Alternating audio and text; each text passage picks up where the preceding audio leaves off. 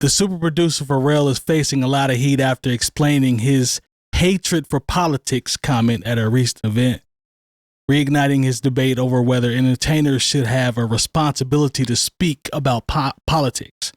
Now, whether it's Pharrell or Taylor Swift, people are always looking to their favorite artists, the people that they listen to every day, for guidance or at least a signal or, something they can look forward to on major events. But hip hop in particular was born out of social and political unrest. So we had groups like Public Enemy, Arrested Development, X-Clan, however you want to go about it. Like we know what that was. But here's a clip of Pharrell actually speaking about his thoughts on DEI. So we'll watch this, and then I got a couple questions we can pose. The ambition of the best. That's the reason why you should support these businesses. Yes, they happen to be black and brown, but it should be based on the thesis that we're the best, not because we are a total shade of a skin color. That's a point of view that I have now that I'm resting on, and if diversity, equity, and inclusion ever comes back in style, cool. But in the meantime, I want to focus on being the best because I can bank on that. And that's what I want the Black Ambition founders and their companies to bank on. Bank on being the best, because that's what's going to get you the position. I don't want you to give me anything. I want you to panic and not let me out the room because I'm the best. It's easy to say that when you're the best. Go ahead. That's a great point, bro. I'm just saying. No, so I think that's the way I wanted to introduce it. That's how maybe we should have introduced. No, yeah, go ahead. No, I mean, and this is what you can say when you're already at the top. Mm-hmm. Okay, whether it be DEI or affirmative action, or what was the other 3-letter acronym they were afraid of? I don't remember. It was the one where they were afraid their kids were going to be taught it.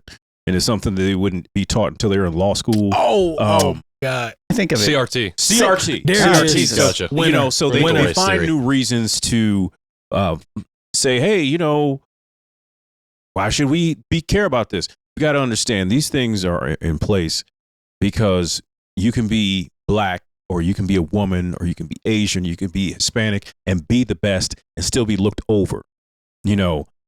Honestly, DEI or CRT or affirmative action, these aren't black people's problems. These are white people's problems, because you would rather work within the construct of an inefficient construct of racism.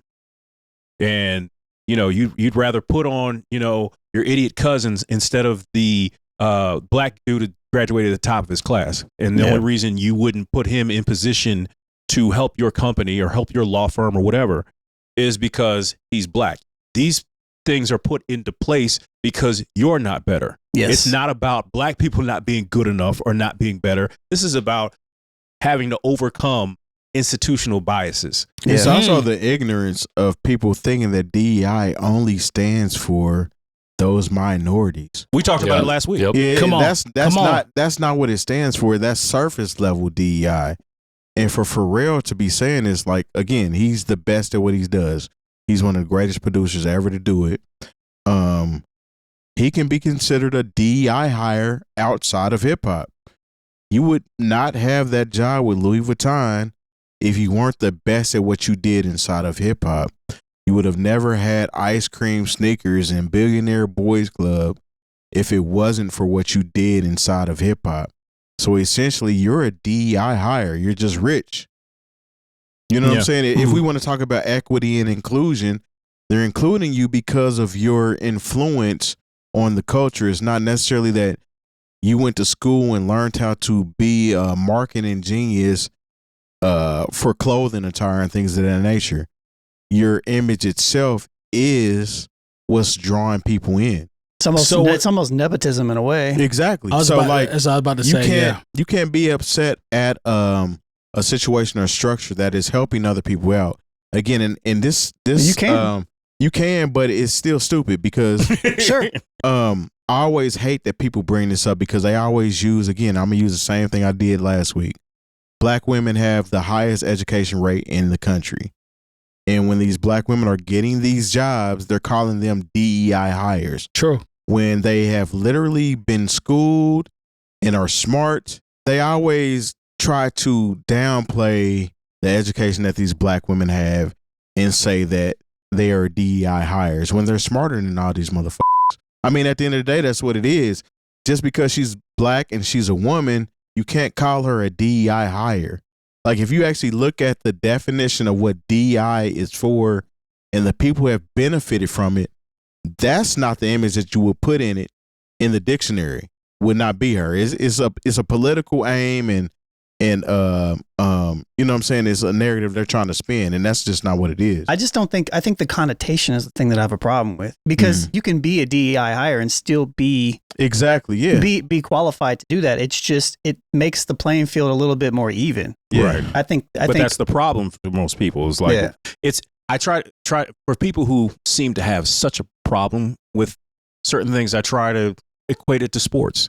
You know, because everyone can understand, because sports is supposed to be a meritocracy. We see some flaws even in that. But, you know, when you think about when Jackie Robinson broke into the major leagues, he had, could you call him a DEI hire? Sure. But he had to still have the talent to be there. Yep. And part of the problem, the perceived problem by the people who are against DEI is like, well, it's sort of like if there are 10 jobs and 9 white guys get a job and 1 black person gets a job, and they're like, oh, at affirmative action. You don't think of those 9 white guys who got a job as taking your job. Come on. The black guy got your job. Yeah. And that's where you have to think about the internal biases that you have. You have to think about, you have to think about, why is it that you automatically went to thinking out of those 10 jobs, the 1 black guy gets a job? Why do you think he took your job? It could have been white guy number 5 who took your job. Yeah. But you can't think of it like that.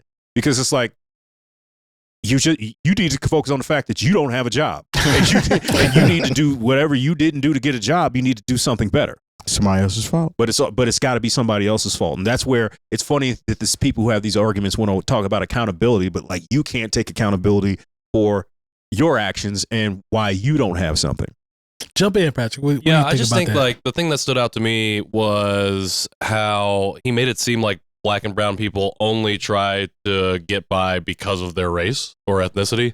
And I feel like you're saying, you know, it's easy to say that once you're at the table, quote unquote, but like the whole point of being at the table is that you have now the position and privilege to do something with it. And those kind of comments are doing the opposite of what you should be doing. Yes. And so I think the implication that black and brown people are already not working their hardest to try and get to whatever level that they want to get to is, I think, like that internalized white supremacy mindset.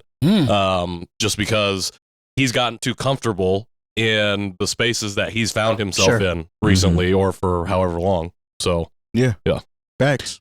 That's facts, bro. Well said. No, that's real. And what's crazy is, like, you know, when you pay, this is why it's hard to pay attention to things, and because it makes you upset.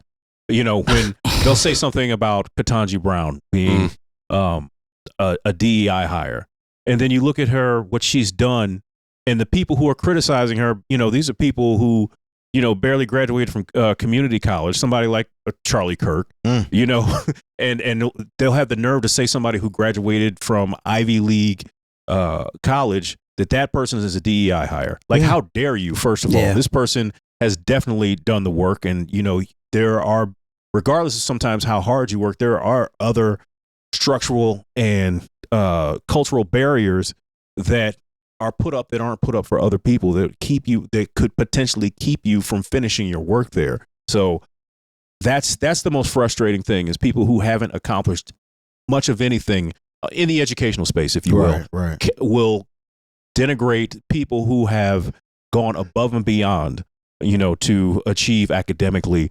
And just because their skin color, automatically call them DEI hire. Yeah.